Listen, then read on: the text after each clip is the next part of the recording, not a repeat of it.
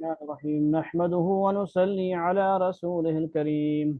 قوموں کے عروج و زوال میں قرآن مجید کا اثر، وزار قرآن کے حوالے سے حدیث نمبر 7 ہے۔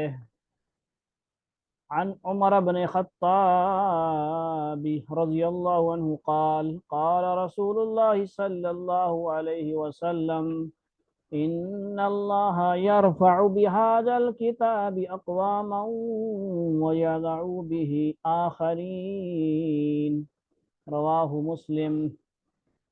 حضرت عمر رضی اللہ تعالیٰ عنہ حضور اقدس صلی اللہ علیہ وسلم کا یہ ارشاد نقل کرتے ہیں کہ حق تعالی شانہ اس کتاب یعنی قرآن پاک کی وجہ سے کتنے ہی لوگوں کو بلند مرتبہ کرتا ہے اور کتنے ہی لوگوں کو پست و ذلیل کرتا ہے۔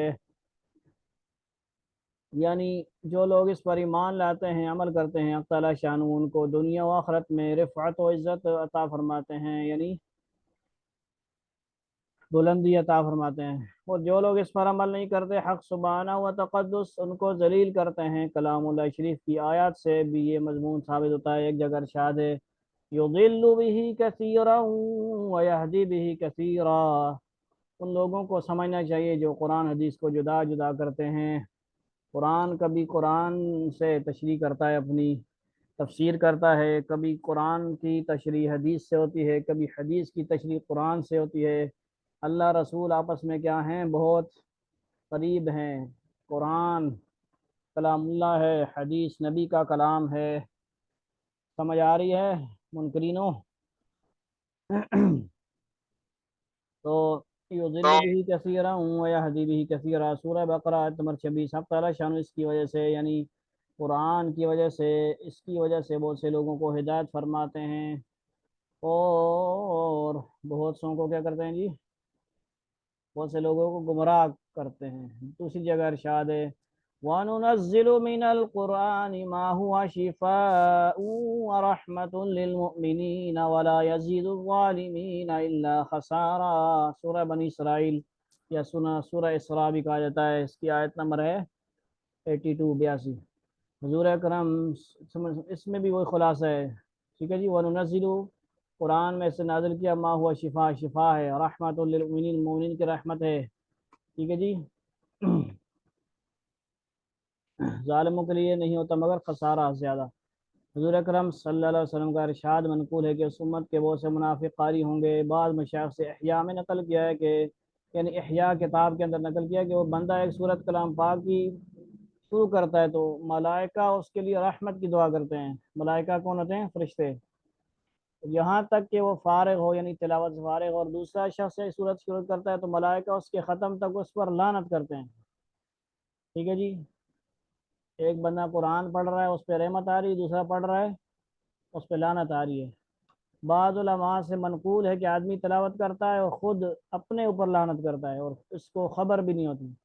قرآن شریف میں پڑھتا ہے الا لعنت اللہ علی الظالمین، سورہ ہود آیت نمبر 18، اور خود ظالم ہونے کی وجہ سے اس وعید میں داخل ہوتا ہے۔ اسی طرح پڑھتا ہے لعنت اللہ علی الکاذبین، سورہ آل عمران 61 آیت ہے، کیا ہے 61، اور خود جھوٹا ہونے کی وجہ سے اس کا مستحق ہوتا ہے۔ عامر بن واصلہ رضی اللہ کہتے ہیں کہ حضرت عمر رضی اللہ تعالیٰ عنہ نے نافع بن عبد الحارث کو مکہ مکرمہ کا حاکم بنا رکھا تھا۔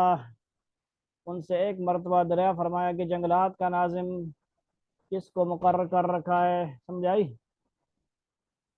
نگران جنگلات کا جو ڈیوٹی ہے، افسر کس کو بنایا ہے؟ تو انہوں نے فرض کیا کہ ابن ابزہ رضی اللہ کو۔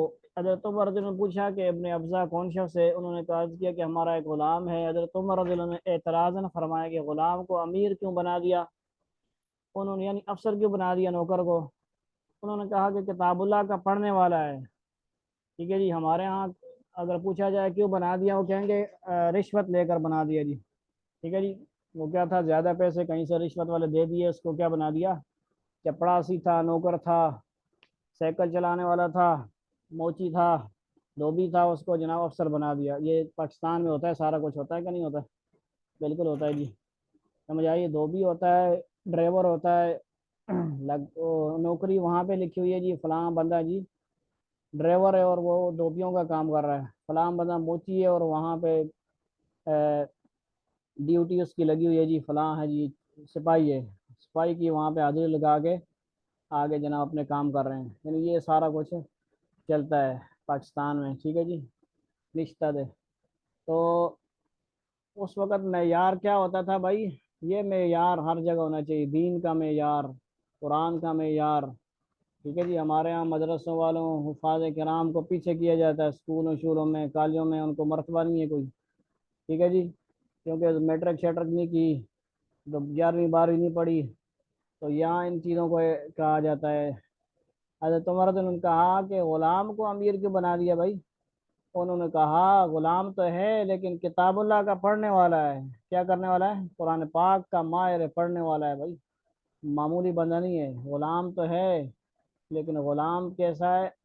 اللہ رسول کا غلام ہے، نبی کا غلام ہے، عاشق ہے، قرآن پاک کا پڑھنے والا ہے۔ حضرت عمر رضی اللہ عنہ نے اس حدیث میں کو نقل کیا ہے کہ نبی کریم صلی اللہ علیہ وسلم کا ارشاد ہے کہ حق تعالی شان اس کلام کی بدولت بہت سے لوگوں کے رفع درجات فرماتے ہیں، بلند مرتبہ فرماتے ہیں، مرتبوں کو بلند فرماتے ہیں، اور بہت سوں کو پست کرتے ہیں، یعنی ذلیل کرتے ہیں، کیا کرتے ہیں؟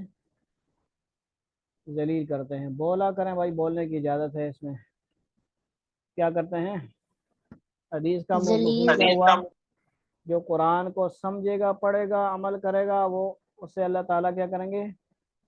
یرفع بہذا الکتاب، اس کو بلند مرتبہ کریں گے، اور جو نہیں اس کو آگے رکھے گا، اس کے مطابق عمل نہیں کرے گا، پڑھے گا بھی نہیں، پڑھے گا لیکن اس کے عمل نہیں ہوگا، جیسے آیت آ رہی ہوگی لعنت ہو جھوٹوں پر اور خود وہ جھوٹا ہے، جھوٹ کی عادت نہیں چھوٹی، تو